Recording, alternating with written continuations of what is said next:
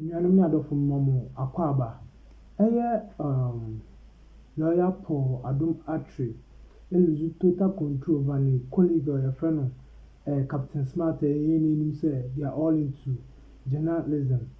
Now lawyer Paul Adom support in some Captain Smart kakra.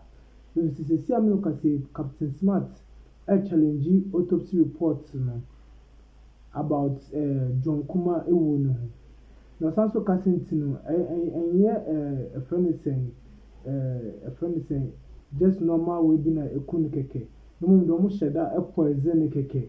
Mo poison ana mo kunu. Na sama na Captain Smart kan na no wedding. Ana sanso kasentino we MPP for asheda kasentino he died of a normal cause. Sena efa or how number 2 MPP so. Na sama na okikano na anu wedding na inisu she papa. Na lawyer Paul Adom atete sanse same way no na mini no kweni ni bufu ye pa the bufu ye no blasted Captain Smart ewo channel no so friend Wontumi FM nti nuanom ne adofo ensem ne nkoni kuti ensama course no nyama mkekan ye se na beti ase medamase poisoning. And then guess what? On radio, after she spoke on radio, she's being attacked. Why is she talking on radio? She should go and be a widow. And I don't even know what has become of Ghanaians. Where is all our empathy? Is gone because it's an election year. There's no empathy. Everybody's callous because it's an election year. You tell a widow that go away, stop talking. Have you put yourself in his shoes? The point about empathy of our culture in Ghana, why we die when somebody cries, it's not so much that we know the person, it's that we put ourselves in the shoes of the family who have lost the person. That if it was you, how would you feel? That's why people cry at funerals. That's the empathy. It's a culture of our people. Where has it gone to? Because it's election year, because it's politics, because it's the radio politics. Anybody talks to the widow anyhow? Have you put yourself? She were your sister, she were your auntie, she were your mother, she was your sister's friend. Is that how you talk to her? Because you are telling people that her husband is being poisoned, and she says that's not the facts that are available to me. The facts available to me are not about poisoning. Listen to Captain Smart's response to her this morning. Listen to it. He said, number one, when I was here, so terminal ailment, so your terminal ailment, you know, terminal joke when I was here and I said, you are man in here. Onia Machio. What's that when I was here? Someone I don't know, Biane. Onia. It's a mammy granny. What John Kuma? No, was higher. Okay. Some quiet interview. To just we are the new being a comment. And I said, you worry in the year, no. Okay. And a mummy and my friend to Onuno, Onyas higher, no. Maybe so. Onia. Beneti way, menya carpenter. Who could be a minister? Me and Centroni mi busa kosa, ti mi busa wasem. Onia. And a John Kuma, a me tax ne di tuaneka. Onia. Ghana for tax ne di tuaneka. Ya gini mu. And a wo would be. Onia Machio. Eti man ye, me na me feed you. Chop money na wukunu yi do. Tax wo mu. Was ne di tuaneka. Timebusao, whistle terminal ailment, terminal illness, terminal disease, and a kuno. Wani.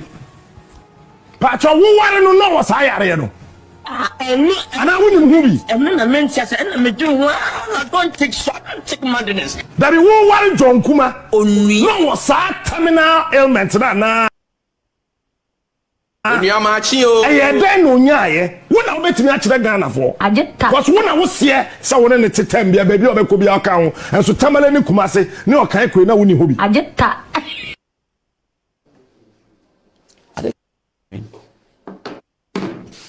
Okay.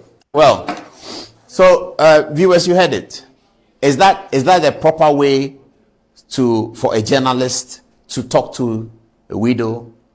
Or because it's an election year, a widow says my husband died from a terminal illness diagnosed in 2023, and then you're asking her she should come back and do an interview and tell what food he ate before he got the terminal illness. What is the meaning? Is that the media that we are happy about? Is that the media that we're happy about? Media that doesn't do critical thinking, they just peddle gossip. That's media.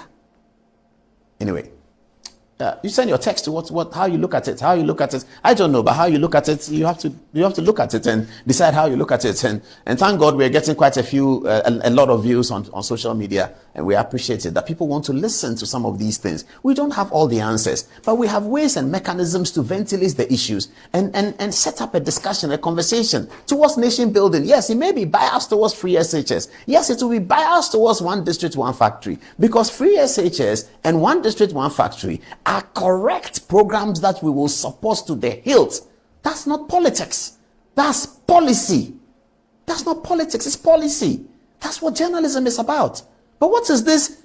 Ignore the set of facts, develop your own set of facts, and then you channel a narrative out of that because it suits a certain political party. They are happy about it, and nobody's talking about the standards that are being crucified in journalism.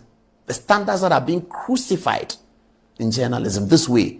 It's a morning show story. It's a total gossip narrative. I can't even understand it. Anyway, we are running out of time because Brian Achampong is here, sports minister is here. Let's get on with the final bit. Also, Professor Nigel Gazy came up to be called out by the lady. This is what she said. Na Nigel Gazy no, the me say otimi hunu say obi yare. Ohun ma pe no. On say hun kofo yede na ope wo mo na ni de nyame ntwa nkyere no. Ohun Ghana empanyifo nsem beto won. Ono ani fie na odi ma asem ama na yere fie ono ndi ohun ye. Eni di ohun ye. Me am say busane se de nti an church obeko bia na yapam no. Baby obedu bi okofo obi yere. Enye obi say I'm a woman of God. Min gina radio so eni sa de no. Me gina yam Nigel Gazy is not a prophet. A fake man of God, a cheap liar, and a womanizer. Obi oyi enkofo yere ena odi achire. Me am gina ombu ade mpo oni ni die. And I can't challenge him anywhere. This is a painful moment, and I don't expect anybody to take unnecessary advantage of us. Busani die na say a relationship. On be ye no ano. Die nti na ma enne ontimi gina ya sorry dem ho emba altar so me preach bi. Dintina even Church of God oboase the whole Ghana Kumasi ontimi nko hobiem eno na o menya nkopon ena na di na o ma ne ho ahoden a odi be gyan nkofo yere emususo ne omo ho nko na ma ne nkwa awa na so sise ya na obedi na sofudie ni dia onka hyen koduru John Kuma de wawie ni die ono na so ye sofo ye gyan ni nyina ma nyame onyame ndi ni ntamasem de me wo ka kire na no kura bia nim wo ye trofo onim se John yare and what we are aware and what they call. That is not prophecy. That is fakeism.